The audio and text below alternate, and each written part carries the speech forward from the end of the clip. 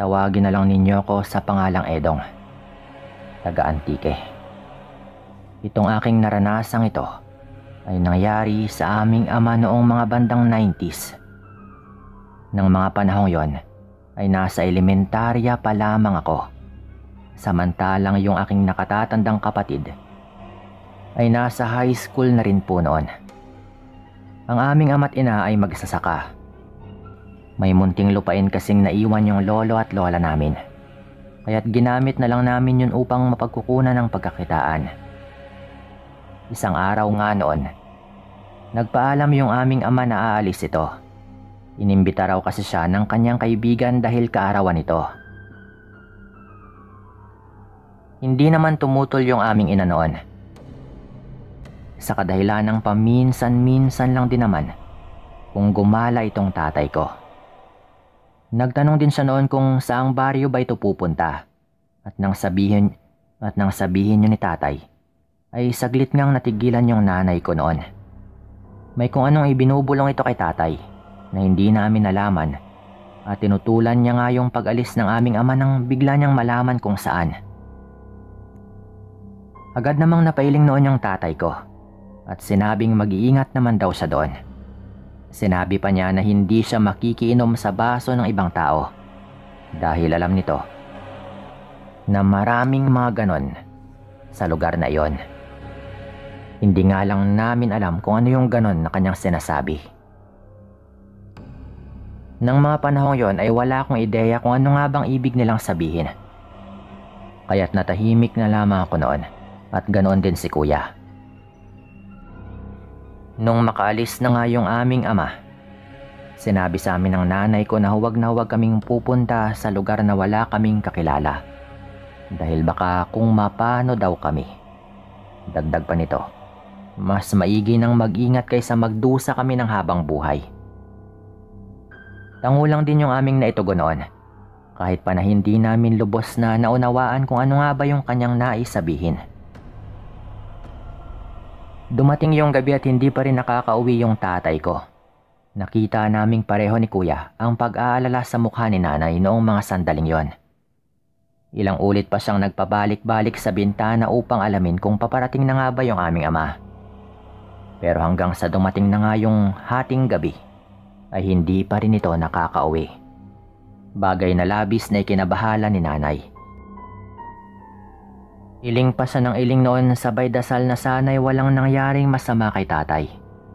Pinatulog na lamang niya kami noon habang siya naman ay gising upang mag-abang sa pagdating ng aming ama. Pero hanggang sa paggising namin kinabukasan, ay hindi nga namin nakita yung tatay ko. Dahil dito ay nagpaalam naman si nanay na hahanapin niya ito.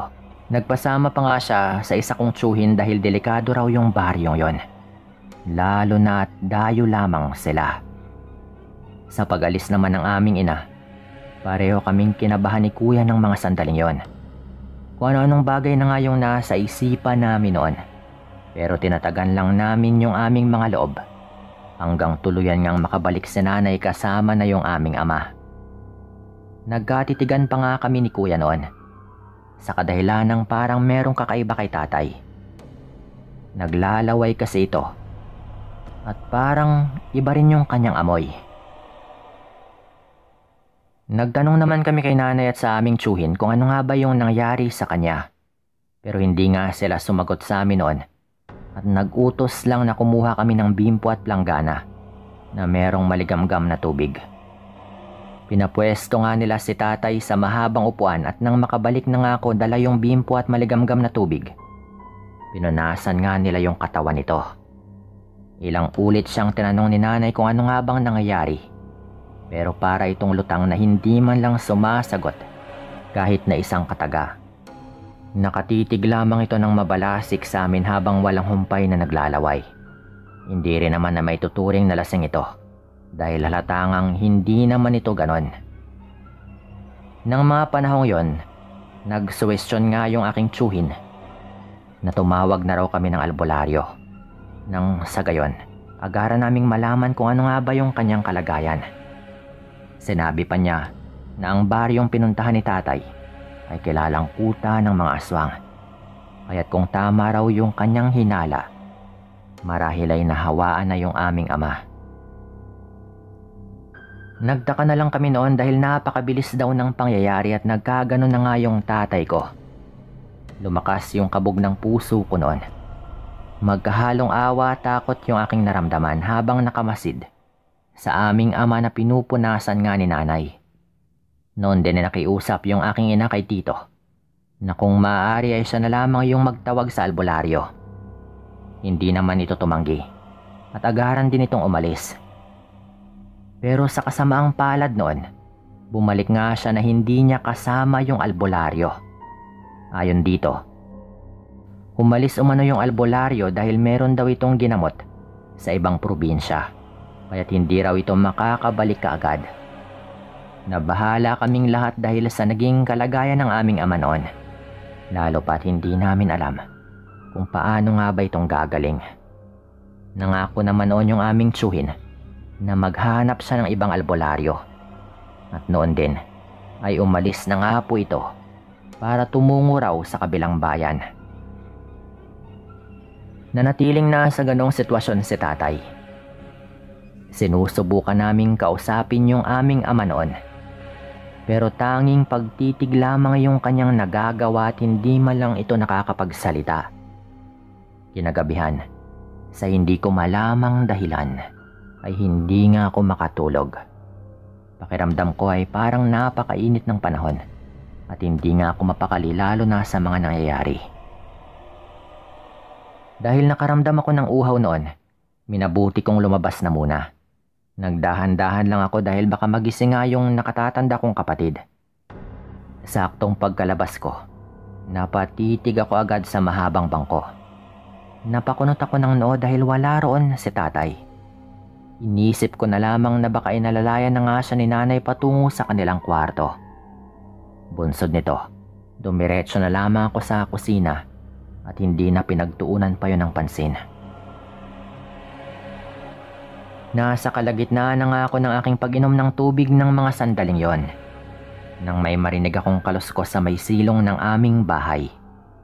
Medyo kinabahan na ako noon.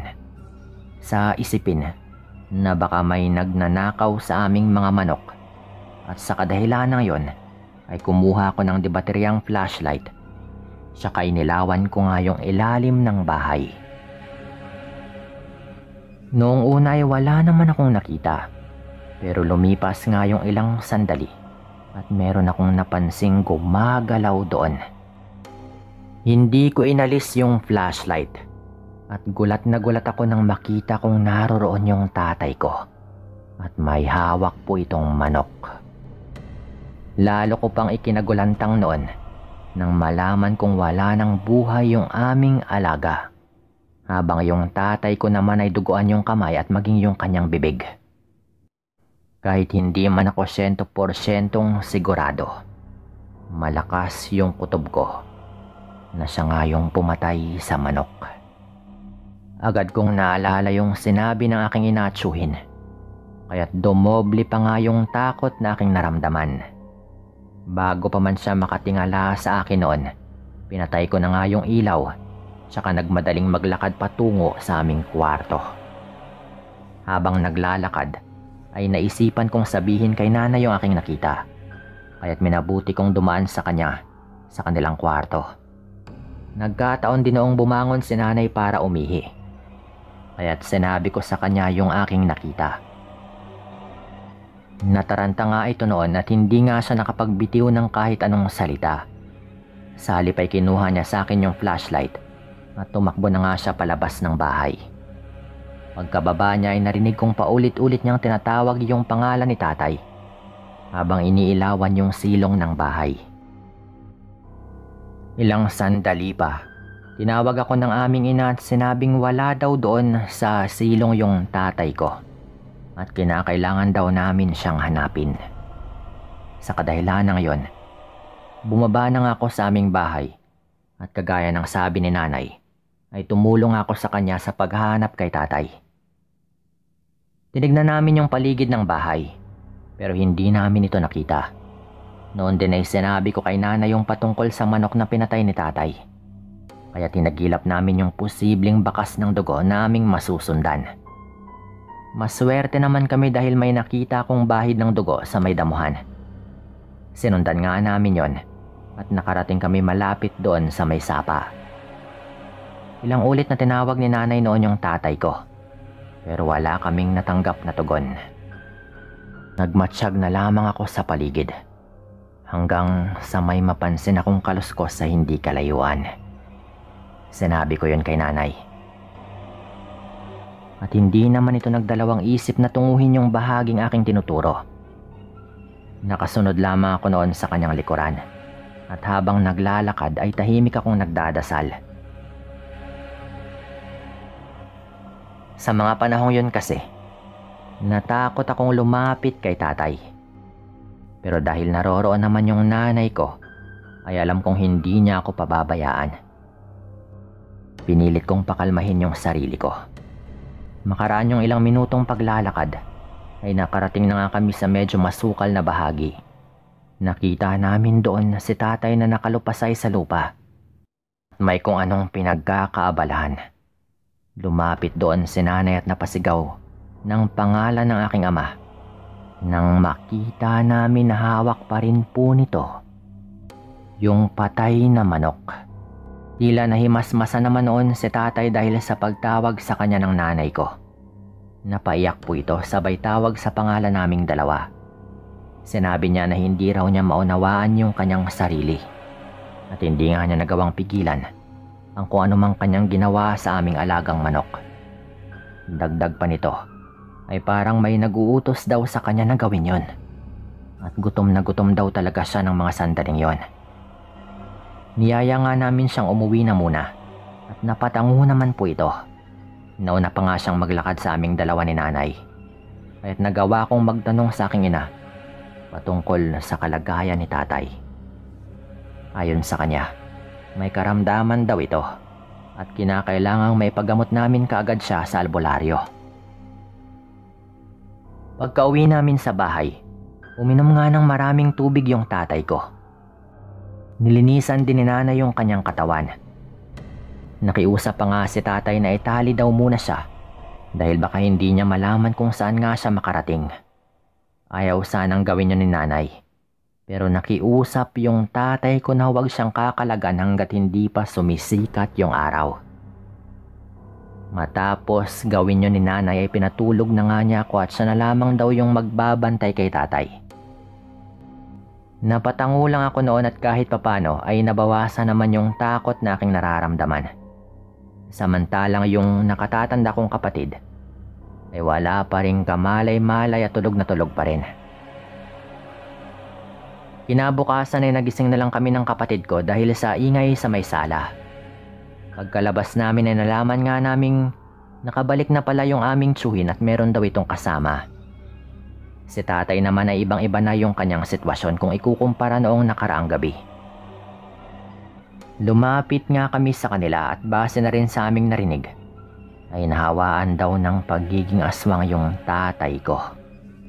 Mabuti na nga lang daw at bagong-bago lang yon. Ayon pa sa albularyo, kapag nabuo na raw yon, ay magiging aswang na raw ng tuluyan yung tatay ko. Kung ano-ano nga yung ginawang panggagamot ng albularyong yon sa aming ama. Sa aking pagkakatanda, ay mag-iisang linggo rin siyang pabalik-balik sa bahay upang gamutin yung tatay ko.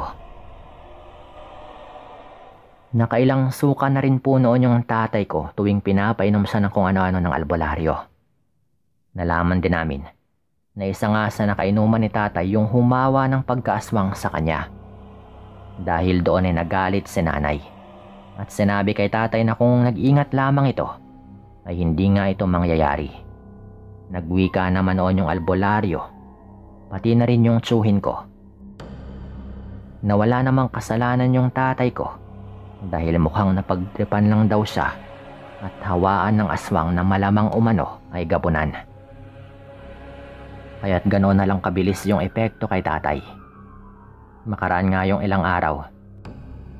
Nalaman na lang namin na nailabas ng araw ni tatay yung pinahawa sa kanyang pagkaaswang. Ayon pa nga sa kanila ay parang sisiw daw yon. pero napakaliit pa raw. Ayon nga sa albularyo din, yun daw yung sinalin kay tatay at mabuti na nga lang daw at nailabas niya ito. Sa ngayon ay matanda na rin po yung tatay ko, samantalang kaming magkapatid naman ay may kanya-kanya na ring pamilya. Laking pasalamat namin noon sa albularyong tumulong dahil nagawa nga nitong gamutin yung tatay ko. Mabuti na nga lang din at naging alerto nga kami. Dahil kung hindi, baka napahamak na nga yung tatay ko o baka tuluyan na ring naging aswang. Dito ko na rin po ito tatapusin at maraming salamat.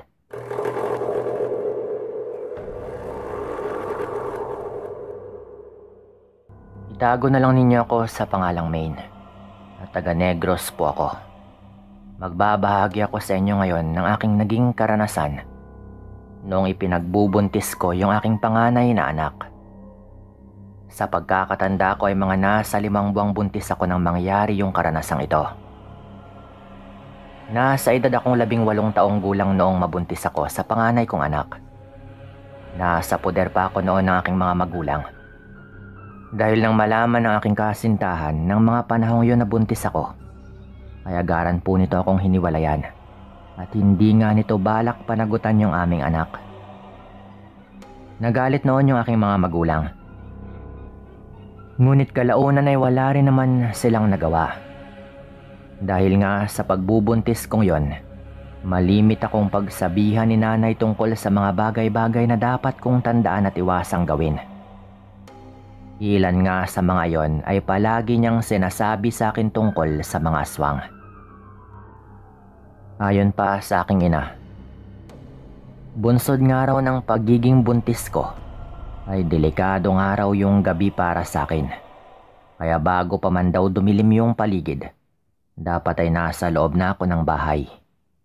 Dagdag pa nito, iwasan ko raw yung makipag-usap sa mga taong hindi ko naman kilala. O bago ko pa lamang nakikita sa paligid gayong mayroong posibilidad na baka aswang nga ito at minamatsyagan lamang ako.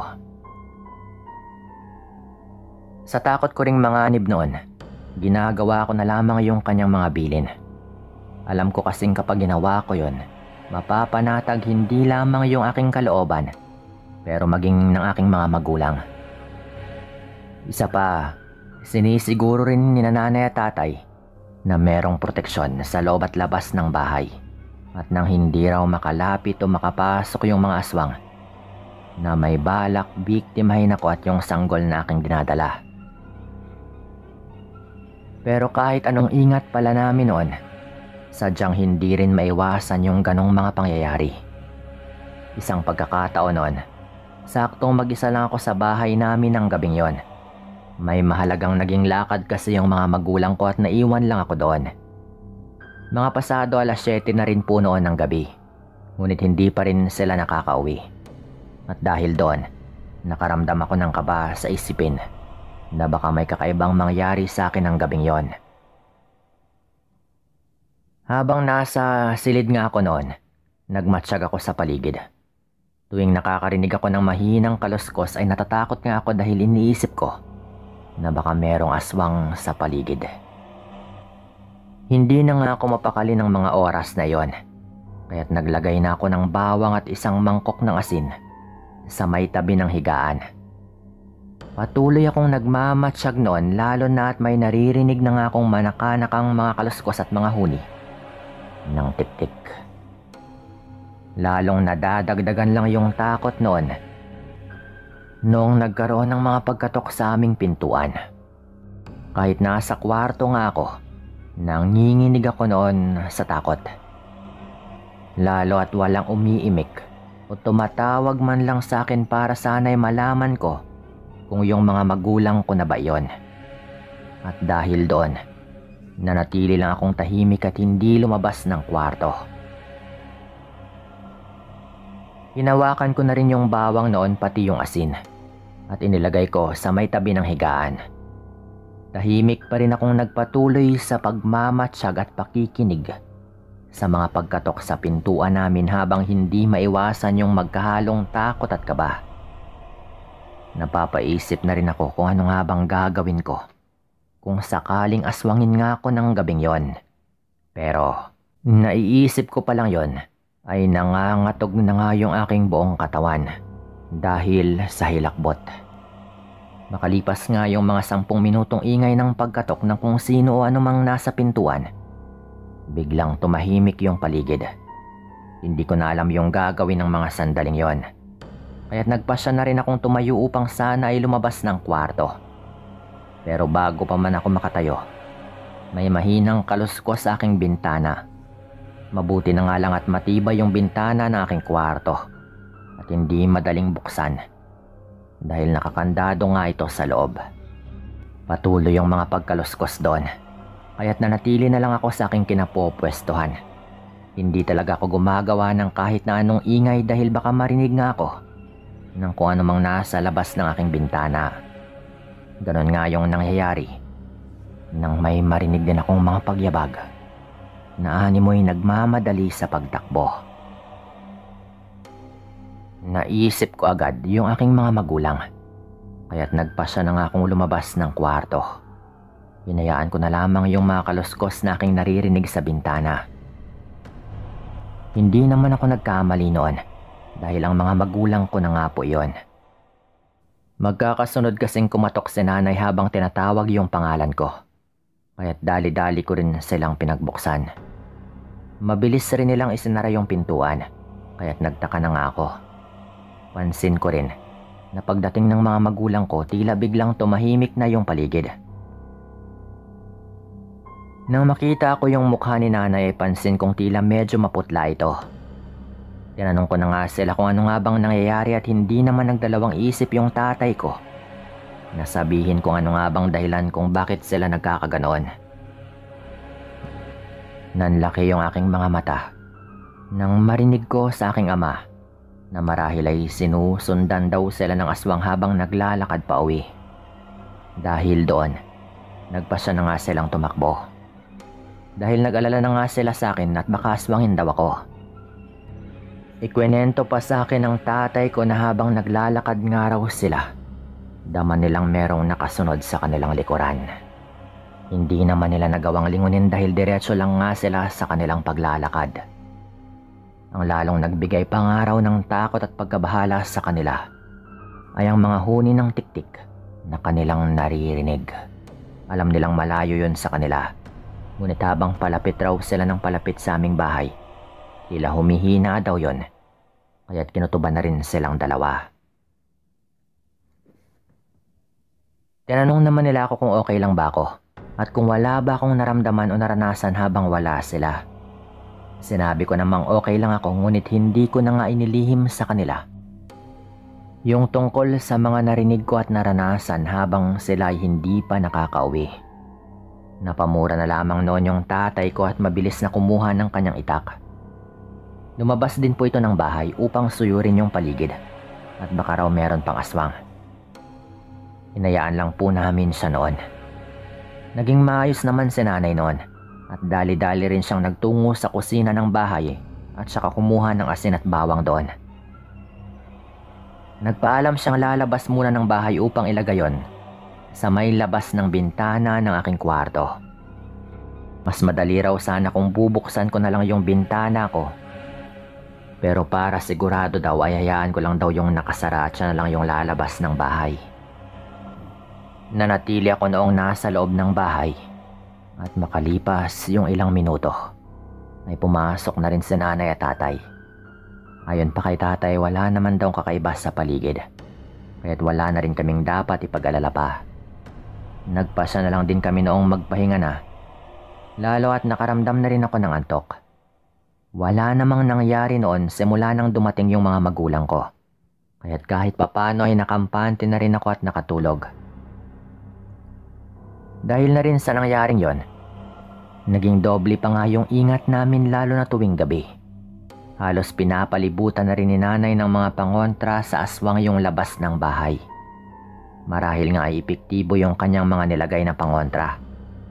Kaya't ilang gabi na ring payapa yung aming pagtulog. Ilang gabi na ring tahimik yung paligid noon. At wala man lang kakaiba o hudyat na merong aswang na umaaligid. Hanggang isang gabi nga po noon, Hindi ko inaasahan na muling makakaranas ng pang-aaswang. Dahil nung nasa kusina ako ng mga sandaling yon, lalo at sinabi ko kay nanay na ako na muna yung maghugas ng mga pinagkainan, ay meron pong nangyaring kakaiba. Ayaw pa sana ng nanay ko noon na ako yung maghugas ng mga pinggan. Ngunit nagpumilit nga ako, gayong nagtutupi pa nga siya ng kanilang mga damit. Wala nang nagawa noon yung nanay ko kung hindi yung pumayag na lamang na ako na nga yung maghugas. Nagtungo naman sila sa kanilang kwarto habang ako ay mag-isa lamang na naiwan sa may kusina. Maaga kasing alis yung tatay ko kinabukasan, kaya't magpapahinga na raw ito at yung nanay ko naman ay magtutupi ng kanilang mga damit. Nang magsimula nga ako sa aking paghugas noon, wala naman akong nararamdamang kakaiba. Tahimik din noon yung paligid, kaya't kampante ako na kahit mag-isa lang ako doon ay okay lang. Nang malapit na nga akong matapos sa pagsasabon, bigla akong kinabahan sa hindi ko malamang dahilan. Walang ano-ano rin noon. Naging malinsangan yung paligid, kaya't pinagpawisan nga ako kaagad noon. Ganon nga yung sitwasyon nang mapatingin ako sa bintana sa may tapat ng aming lababo. Hindi ko alam pero biglang nanigas yung aking katawan. Hindi ko nagawang maigalaw yung mga kamay ko at maging yung aking mga paa. Nilukob na nga ng takot yung katawan ko noon, kaya't hindi ko na mapigilan yung sarili ko na mapaiyak. Bigla-bigla na lang kasing nagkaganon na hindi ko maintindihan. Gustuhin ko mang sumigaw ng mga sandaling yon, pero parang walang kataga at boses na nais kumawala sa aking bibig. Hindi ko inalis yung tingin ko noon sa may bintanang nasa tapat ko. Lalo na at meron nga akong napansin na gumagalaw na kakaiba roon. Kitang-kita kasi ng dalawang mga mata ko na naglalangis at maitim na kamay yung naroon at unti-unting pinapasok yung kamay na yon sa bintana. Hindi ko alam kung kaninong kamay yon, pero sumagi agad sa isipan ko yung aswang. Dahil na rin meron itong mahahabang mga kuko. Napakisap na lang ako ng mga mata ko noon hanggang mula sa labas ng bintana, tumambad nga sa akin yung isang nilalang. May tim at naglalangis nga yung buong katawan nito. Buhaghag yung buhok na animoy naninigas na hindi ko maipaliwanag. Pansin ko rin ang mapupula nitong mga mata na parang sabik na sabik habang pinagmamasdan ako. Napatingin din ito sa may bandang tiyan ko, at ganoon na lamang yung pagnanais kong makasigaw ng mapadila ito sa kanyang bibig. Alam kong yung nilalang na yun yung may gawa kung bakit nahihirapan akong gumalaw. Ngunit wala rin akong magawa kung hindi yung pilitin yung sarili kong makagalaw o kahit makasigaw man lang upang marinig ako ng mga magulang ko. Ang mas nagbigay pa sa akin ng labis na kilabot noon ay nang ilabas na nga ng nilalang na yon yung kanyang dila. Hindi rin nawawala yung pagniisin nito.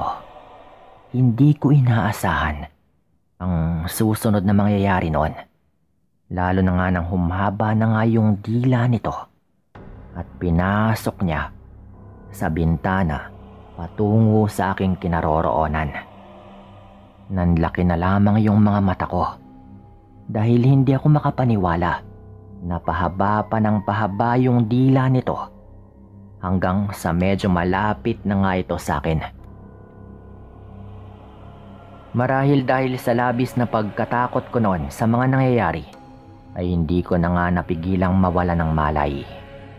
Marahil nga ay nasagi ko yung hinugasan kong pinggan noong mahimatay ako at naitumba ko yon, kaya't nakalikha yun ng ingay. Dali-daling araw na nagtungo yung aking mga magulang nang marinig nila yon at nagulat sila nang makitang nakahandusay na nga ako noon.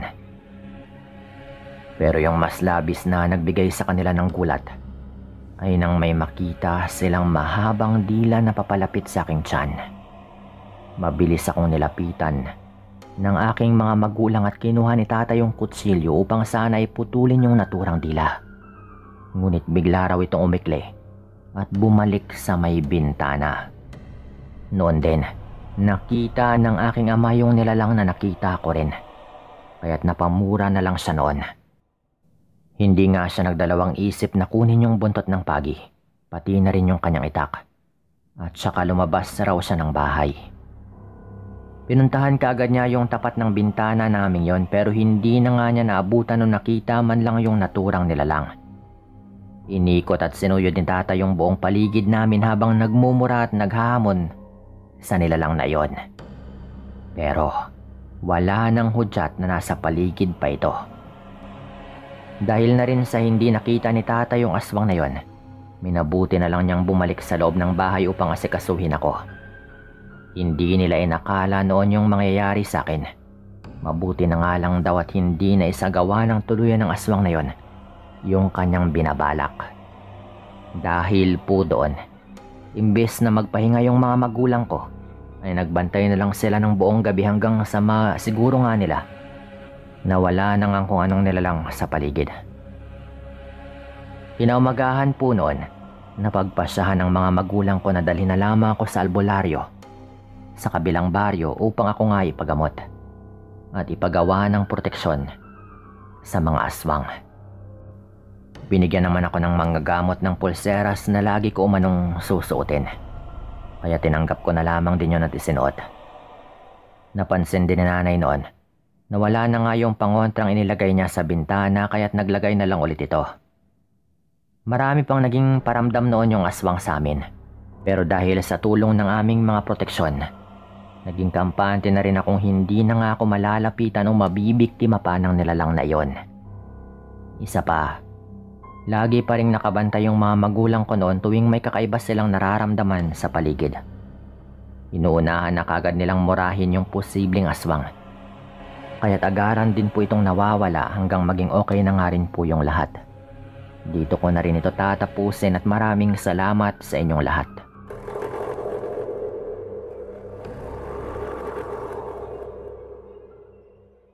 Tawagin na lang po ninyo ako sa pangalang Keanu. At nais ko lang na ibahagi sa inyo itong kwento sa akin ng aking lolo Ricardo. Nangyari po ito noong mga panahong binatilyo pa lamang yung aking lolo na nakatira sa Mindanao. Sa tanda ni Lolo Ricardo, nasa edad na mga 19 anyos siya nang mangyari ito. Kasama raw niya noon ang kanyang kabarkada na tawagin po nating Javier at Bartolome. Matalik na kaibigan ni Lolo itong dalawang to. Katunayan nga raw, tila magkapatid na rin yung kanilang turingan ng mga panahong yon. Dagdag pa nga ni Lolo Ricardo, mas malimit pa nga raw niyang kasama yung kanyang mga kaibigan kaysa sa kanyang mga magulang, na noon ay wala ring halos pakialam kung makauwi man siya o hindi. Kumbaga, sa lahat ng problemang kinakaharap ni Lolo, itong dalawang to ang kanyang mapagkakatiwalaan at masasandigan. Isang pagkakataon nga po noon, napag-usapan ng tatlo na gagala sila kinabukasan. Dahil nga mas gusto nilang magliwaliw kaysa manatili sa kani-kanilang mga bahay. Napagpasyahan nga nilang tatlo na tumungo sa kagubatan sa kabilang baryo.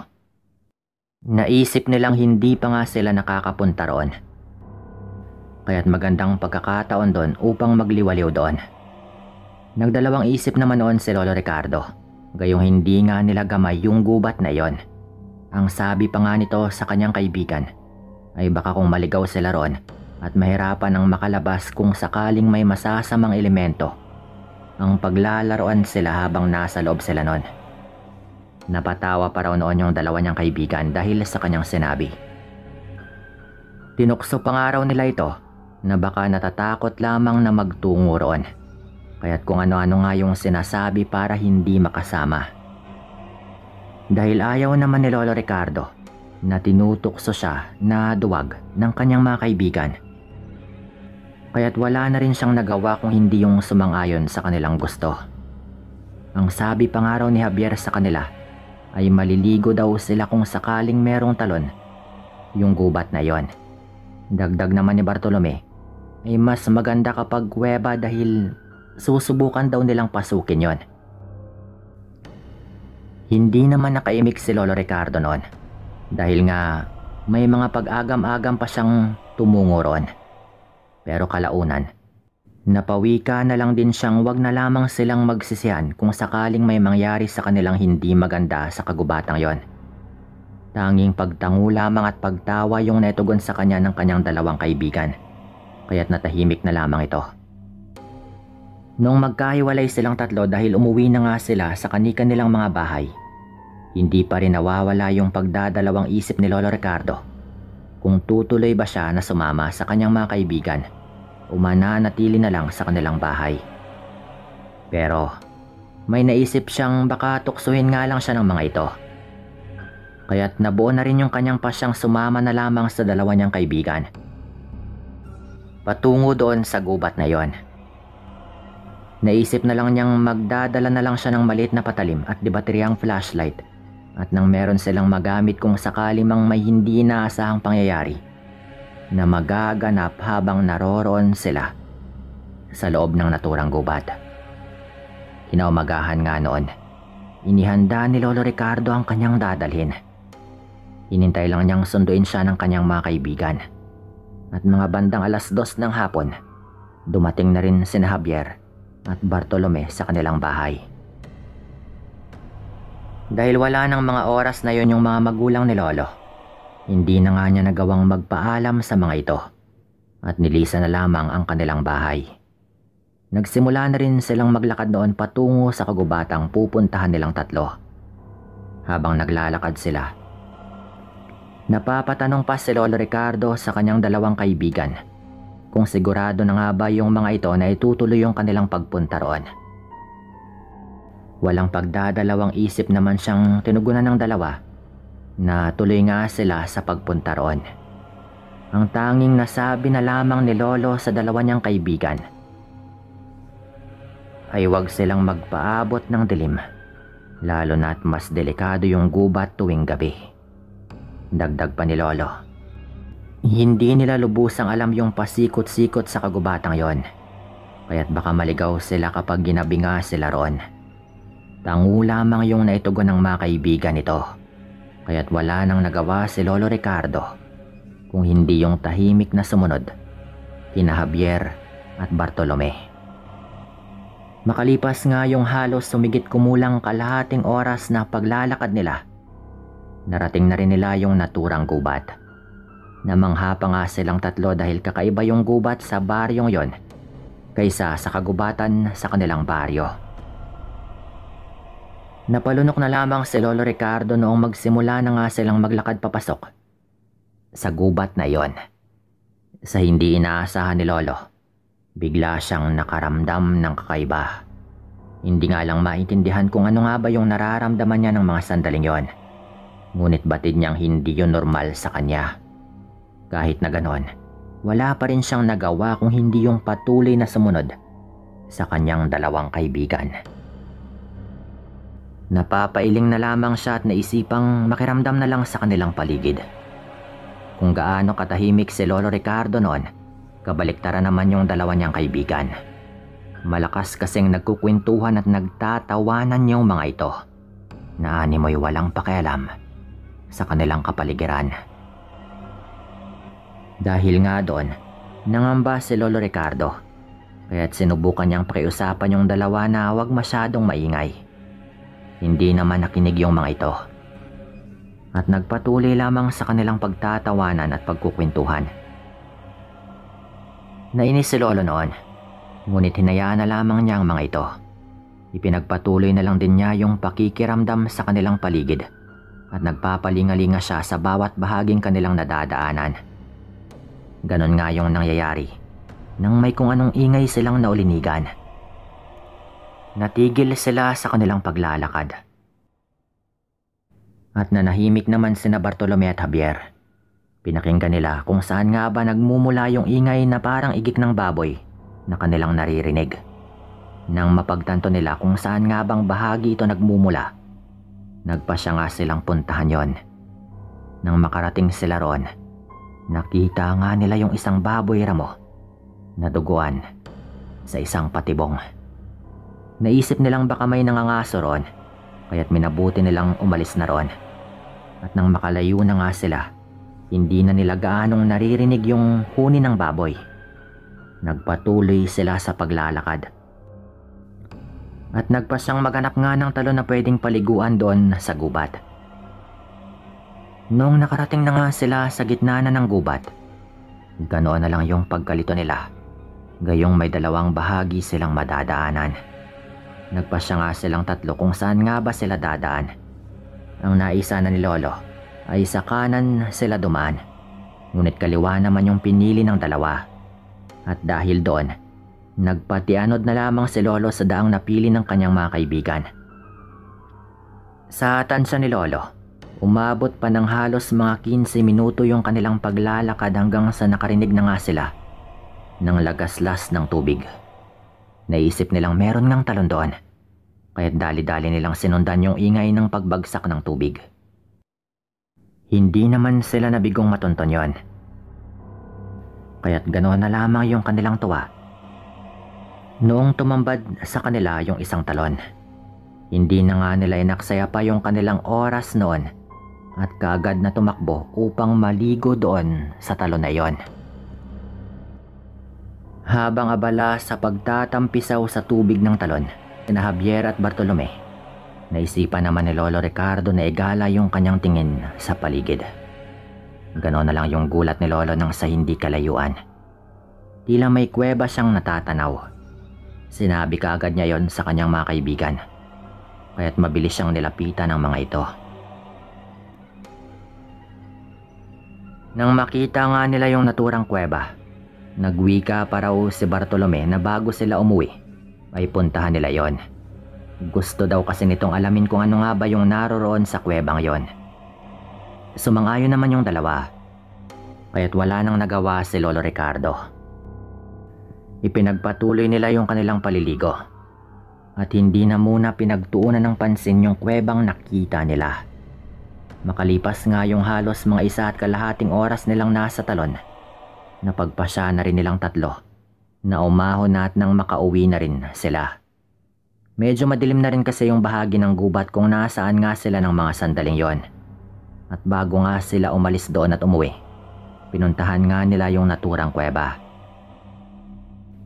Naunang maglakad patungo doon si Bartolome at nakasunod naman sina Javier at Lolo Ricardo. Nung nasa tapat na nga sila ng kuweba, tumayo muna sila ng ilang sandali roon bago nga nila napagpasyang pumasok. Pinigilan pa ni Lolo Ricardo yung kanyang dalawang kaibigan. Gayong malakas yung kanyang kutob na may hindi maganda sa loob ng naturang kuweba. Pero hindi naman nagpapigil yung dalawa. Kaya't minabuti ni Lolo Ricardo na sumunod na lamang sa dalawa niyang kaibigan. Naisip niya rin kasing wag pabayaan yung mga ito at konsensya pa niya kapag may nangyari sa dalawa. Pumasok na nga sila roon hanggang sa tumambad nga sa kanila ang madilim na paligid. Sumigaw naman noon si Bartolome, dahilan upang umalingaw-ngaw sa loob nun ang kanyang boses. Sinita ni Lolo Ricardo yung kanyang mga kaibigan, ngunit hindi nga ito nakinig sa kanya. Ipinagpatuloy pa rin ng dalawa ang kanilang pag-iingay, habang si Lolo ay tahimik lang, ngunit naiinis na rin sa mga ito. Babalik na sana si Lolo Ricardo sa may labas ng kuweba upang doon na nga hintayin yung kanyang mga kaibigan. Pero hindi nga niya nagawa nang marinig niyang sumigaw yung mga ito. Dahil may dala naman siyang debateryang flashlight noon, inilabas nga niya iyon at ginamit. Agad niyang pinuntahan sina Bartolome at Javier. At sa hindi malamang dahilan ni Lolo Ricardo, nakaramdam siya ng kakaibang kaba nang maabutan yung dalawang kaibigan na tila grabe yung takot. Hindi naman niya alam kung ano nga bang nangyari sa mga ito. Gayong nahuli nga siya sa paglalakad kaysa sa mga ito. At hindi niya agad nakita yung mga ito dahil nung una nga'y wala naman silang ilaw, noong bago niya ilabas yung kanyang dalang ilaw. Tinanong nga niya yung dalawa niyang kaibigan at may tinuro naman yung mga ito sa kanilang unahan. Nung sundan ni Lolo yung tinuturo ni na Bartolome at Javier, may nakita siyang dalawang mapupulang bagay. Mabilis niyang inilawan yung bahaging yon At gano'n na lang yung gulat ng may mabilis na bagay na gumalaw roon. Dahil mabilis yon, hindi na sundan ni Lolo Ricardo kung saan nga ba yun nagpunta. Inilawan na lamang niya yung buong paligid. Ngunit wala rin silang nakita. Nung saktong mailawan ni Lolo yung kanilang natatapakan, napag-alaman nilang maraming buto yung nasa bahaging yon. Kakaibang takot kaagad yung naramdaman nilang tatlo dahil sa kanilang nakita. Hindi nila alam kung buto ba yun ng hayop o ng tao, kaya't mabilis silang napatakbo habang sumisigaw. Ganon nga yung nangyayari sa kanila nang makarinig sila ng malakas na pag-angil na umalingaw-ngaw pa sa loob ng kuweba. Pinanindigan si Lolo ng kanyang balahibo dahil doon, kaya't binilisan na lamang nila yung kanilang pagtakbo, lalo na at may naririnig din silang mga pagyabag na tila humahabol sa kanilang tatlo. Hindi na nga nila nagawa pang lumingon, lalo nang muli nilang marinig yung malakas na pag-angil. Ilang sandali pa, nakalabas na nga sila sa kuwebang yon at napagtanto nilang madilim na nga yung paligid. Sa takot na abutan ng kung anumang nilalang na humahabol sa kanila, mabilis silang tumakbo papalayo sa kuwebang yon. At nang medyo makalayo na nga sila, tila ramdam nilang nakasunod pa rin sa kanila yung nilalang na humahabol sa kanilang tatlo. Naghanap na lamang sila ng mapagtataguan. Kahit papano ay kita pa naman nilang tatlo mula sa kanilang pwesto. Kung meron bang paparating na humahabol sa kanila, gayong maliwanag din naman yung buwan. Walang ano-ano nga noon. Nakarinig sila ng mga papalapit na pagyabag, kaya't bahagya silang napasilip. Nakatakip na lamang sila ng kanilang bibig nang makita yung isang mabalahibong nilalang na yun nga yung humahabol sa kanila. Mahaba yung mga kuko nito sa kanyang kamay at may mapupulang mga mata. Kapansin-pansin din yung buhagag nitong buhok at maging yung mahahaba nitong binte. Napapasinghot pa yon na parang may inaamoy-amoy. Kaya't batid ni Lolo Ricardo na sila nga yung hinahanap ng nilalang na ito. Hindi sila gumawa ng ingay habang nagtatago noon sa kanilang kinaroroonan. Hanggang sa marinig na nga nilang tila galit na napapaangil yung nilalang.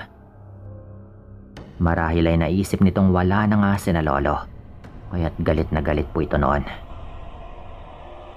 Nasa ganoong sitwasyon naman sila nung sa hindi inaasahan ay may naulinigan silang mga ingay na tila may mga taong nag-uusap.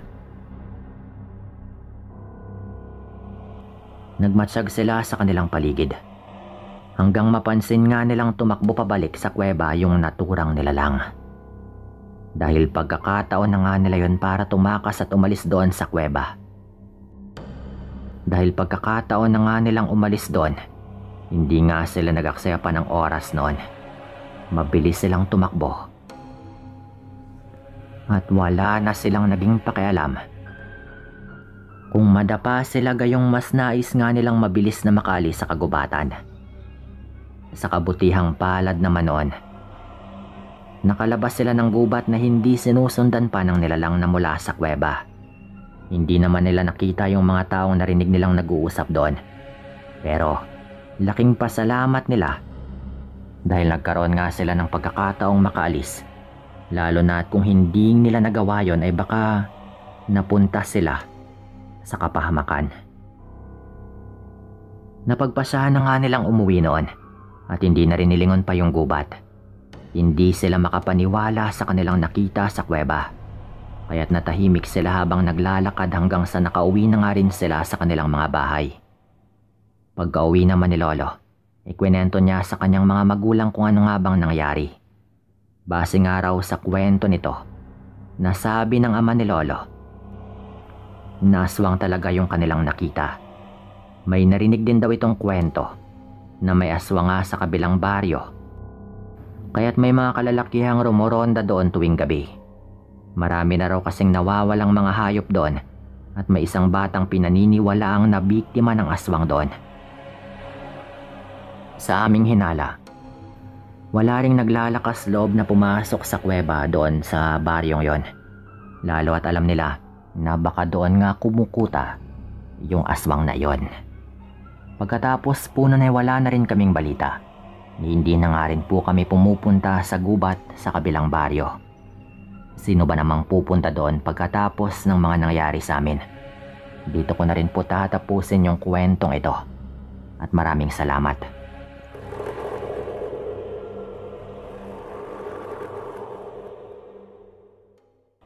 Ako nga po pala si Arnel. Tubong Masbate at nasa 49 anyos na rin po ngayon. Nangyari po itong aking ikukwento. Matagal na panahon na po ang nakalipas. Binata pa po ako ng mga panahon po na yon at nakatira po dito sa isang baryo sa Masbate. Nung mga panahon po na yon, simple lamang po yung buhay. Wala pang masyadong problema, lalo at kahit papaano ay nakakaraos naman po kami sa probinsya kahit medyo mahirap. Ngunit ang tahimik po naming baryo ay may tinataglay din pong lagim, lalo na po kapag sumapit po yung dilim.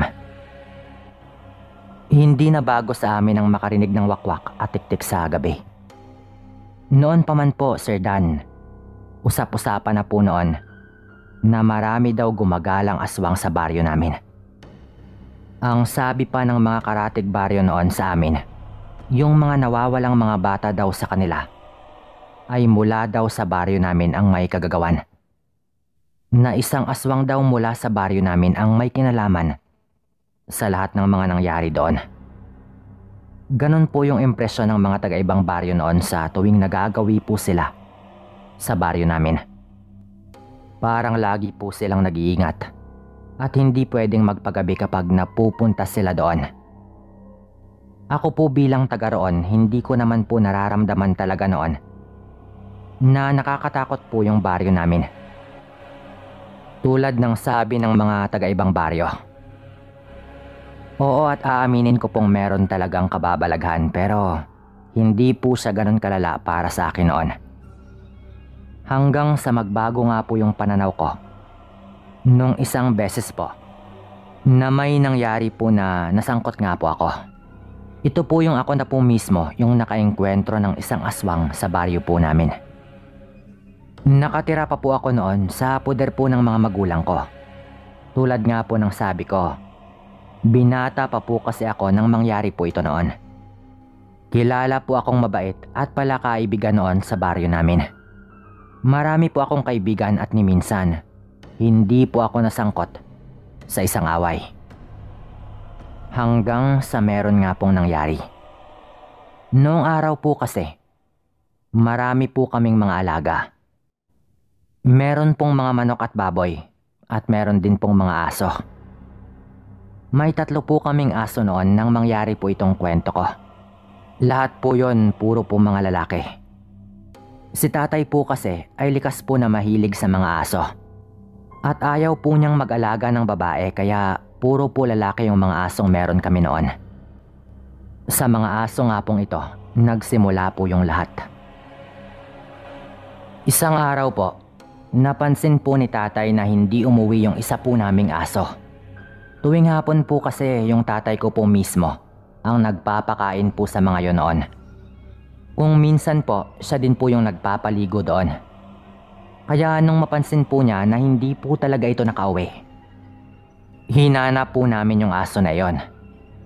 Kung saan-saan na po kami naghahanap noon, pero hindi po talaga namin nakita.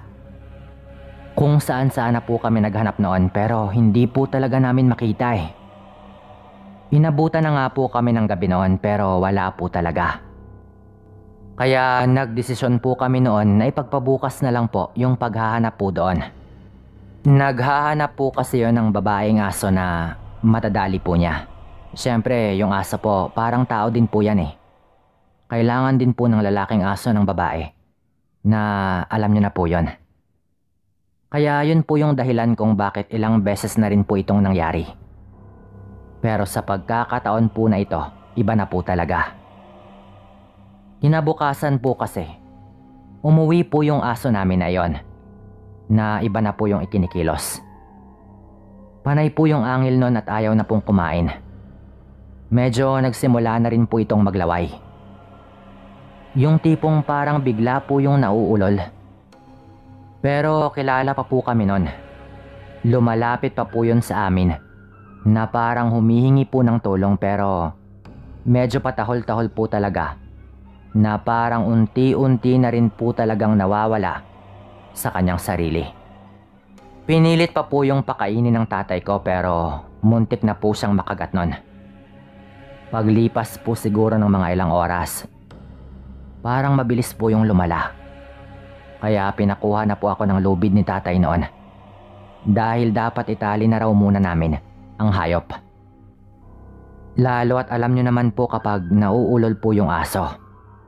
Medyo nagiging agresibo po at nang-aatake po ng mga tao at kapwa po nito hayop.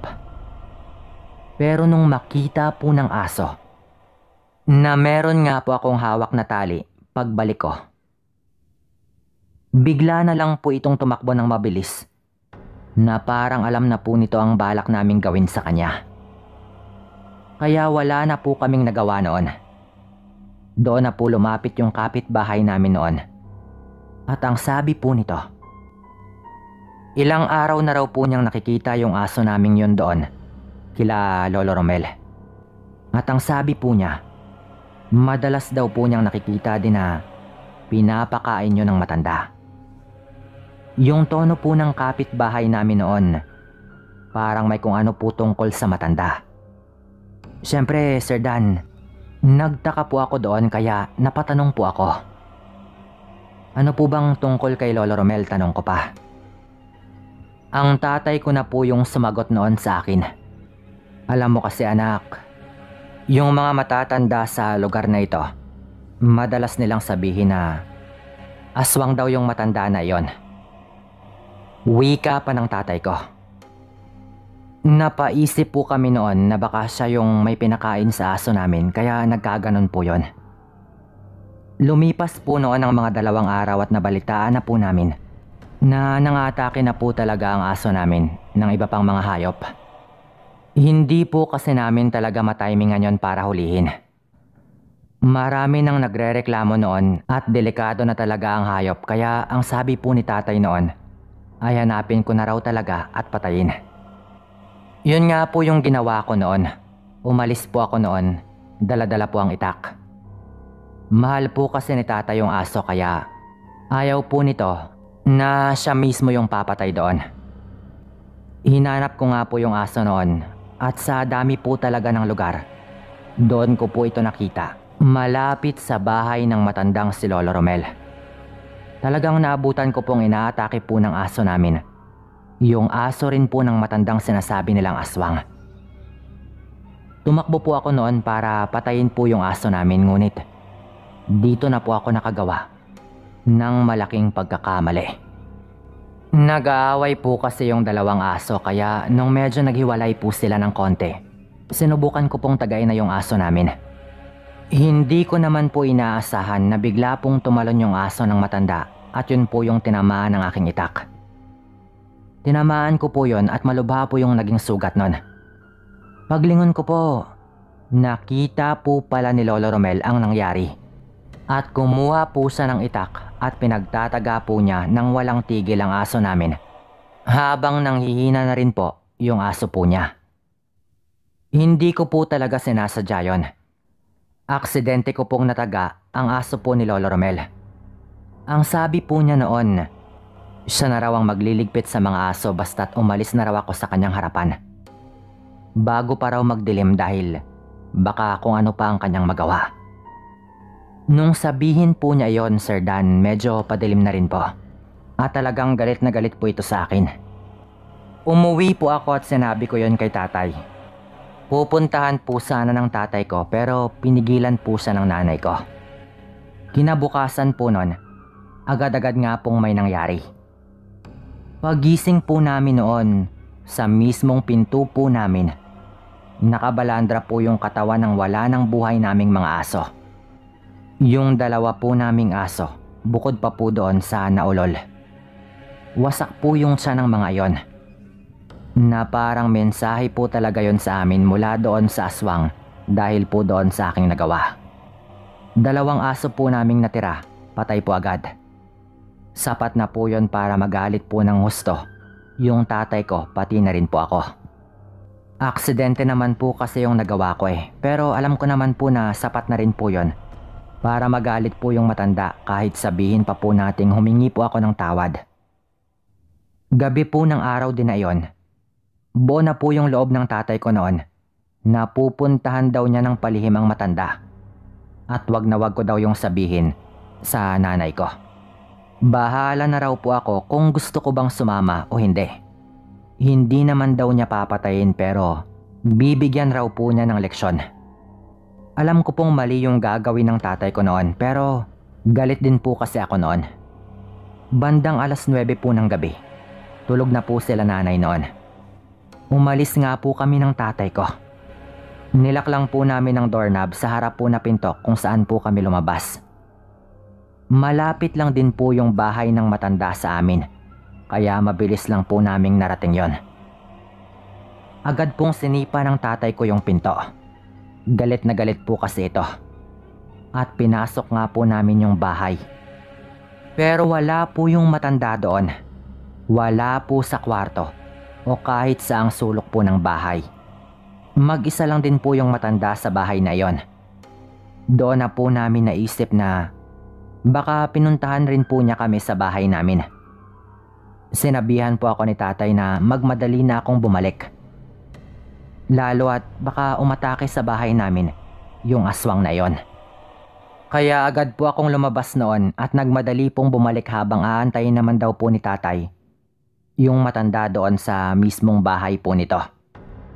Sa kalagitnaan po ng pagtakbo ko, nakasalubong ko naman po yung kapatid ko at yung nanay ko. Alam po nilang pinuntahan namin nung mapansin po nila na wala po kami roon. Kaya nagmadali din po silang puntahan po sana kami. Doon na po namin narinig noon yung boses po ng tatay ko na sumisigaw na po. Litong-lito man po kami noon. Tumakbo na naman po kami pabalik doon po sa bahay ng matanda. At doon po namin naabutan noon, Sir Dan, na dinudumbog nga po ng isang napakaitim na nilalang yung tatay ko. Talagang nagpang-abot po silang dalawa. Bumunot nga po ako ng itak noon, lalo at nakita kong dehado na po yung tatay ko. Ngunit pinigilan po ako ng nanay ko noon. Sabay lumuhod po ito at nagmakaawa sa aswang habang umiiyak. Lalo at sinasakal po noon ng aswang yung tatay ko. At kapag lumapit daw po kami ay tutuluyan po nito yung tatay ko. Alam ko pong seryoso po sa noon. Lalo at kahit po yung boses ng aswang na yon, nakakakilabot na pong pakinggan dahil galit na galit din po. Nung binanggit po ni nanay ang pangalan po ng asawa ni Lolo Romel, na malapit nga rin daw po na kaibigan ng lola ko, parang bigla pong kumalma noon si Lolo Romel. Ang sabi po ni nanay noon, patawarin na raw nito kami at aasahan niyang walang makakalabas na kahit ano sa mga kababaryo namin. Sa lahat ng mga nangyari. Pati po yung kapatid ko noon, nagmakaawa din po kaya sa punto po na yon, humingi din po ako ng paulit-ulit ng tawad. Doon na po binitawan ng aswang na yon, yung tatay ko, na noon ay hinahabol na rin po yung kanyang hininga. Nagkasundo po kami noon, nakakalimutan namin ang mga nangyari, at walang lalabas na kahit ano sa mga kapitbahay namin. Ang sabi ni Lolo Romel, matagal na raw siyang nagbago at hindi na raw nagbabalak na mangbiktima. Nadala raw siya sa galit, lalo at akala daw niya sinadya ko talagang patayin yung aso niya.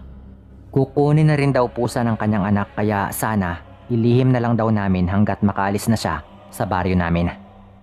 Sumunod nga po kami noon sa aming pinag-usapan at tulad po ng sabi ng matanda, kinuha nga talaga siya ng kanyang anak. Bago po ito umalis, nagpasalamat pa po ito sa amin at humingi po ulit noon ng tawad sa kanyang nagawa. Ganon din po kami sa kanya. Alam ko pong patay na rin po ngayon yung matanda po na iyon dahil yumao na nga rin po yung tatay ko. Sana po mapili po ninyo itong kwento na ito. At maraming salamat po kung sakali. Arnel nga po pala ulit ng Masbate.